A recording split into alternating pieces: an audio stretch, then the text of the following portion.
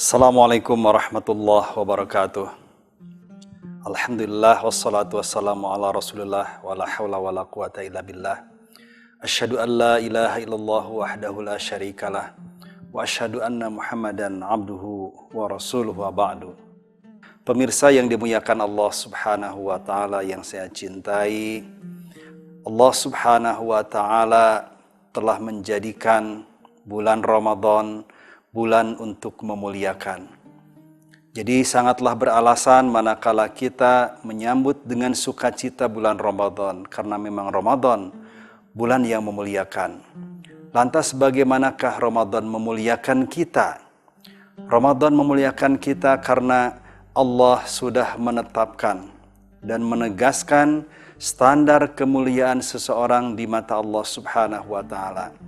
Dan standar kemuliaan ini tidak lain tidak bukan adalah ketakwaan. Allah Subhanahu wa taala berfirman, "Inna akramakum indallahi atqakum." Sesungguhnya orang yang paling mulia di sisi Allah adalah yang paling bertakwa. Pemirsa yang dimuliakan Allah Subhanahu wa taala, penting untuk kita sadari kembali apa yang menjadi ukuran atau parameter atau standar kemuliaan di mata Allah Subhanahu wa taala. Standar kemuliaan di mata Allah Subhanahu wa taala sangat jelas, bukan oleh kekayaan, bukan oleh pangkat, bukan oleh harta, bukan oleh materi. Bahkan Rasulullah sallallahu alaihi wasallam pernah menguji para sahabat. Suatu saat ketika Rasulullah sallallahu alaihi wasallam berkumpul dengan beberapa orang sahabat, tiba-tiba ada seseorang yang lewat ke hadapan mereka. Lalu Rasulullah SAW bertanya kepada mereka, "Coba kamu perhatikan orang yang lewat ini. Bagaimana menurut kalian?" Para sahabat yang ada bersama Rasulullah SAW mengatakan, "Ya Rasulullah, ini orang yang mulia, orang yang terpandang, yang kalau dia bicara layak didengarkan. Kalau dia menyelesaikan persoalan pasti segera beres oleh orang seperti ini. Dan jika dia melamar seorang perempuan untuk dinikahinya, pasti orang tuanya akan menerima dan menikahkannya." Lalu berlalulah orang tersebut. Tidak lama kemudian datang seseorang yang berbeda dengan orang yang pertama tadi. Dan Rasul bertanya lagi, "Bagaimana sekarang menurut kalian orang yang kedua ini?" Para sahabat yang melihat orang tersebut, orang itu berpakaian sederhana, bersahaja, bukan orang yang perlente, bukan orang yang berpakaian bagus. Sahabat yang ada di samping Rasulullah SAW mengatakan, "Ya Rasulullah, orang ini bukan orang terpandang. Kalau dia mengurusi berbagai persoalan pasti tidak beres. Kalau dia berbicara layak untuk tidak didengarkan. Dan kalau dia melamar seorang gadis pantas jika ditolak." Kemudian apa kata Rasulullah SAW tentang orang ini? Rasul mengatakan kepada para sahabat, "Wahai sahabat-sahabatku, ketahuilah bahwa orang yang barusan, orang yang kedua lewat, yang engkau katakan kalau dia bicara layak untuk tidak didengarkan, kalau dia melamar layak untuk ditolak, sebetulnya di mata Allah Subhanahu wa taala orang yang kedua ini jauh lebih baik dibandingkan dengan orang yang pertama." Dan Rasul memberikan ilustrasi, menggambarkan perbedaan antara orang kedua dengan orang pertama tadi. Bedanya seperti dunia dan segala isinya.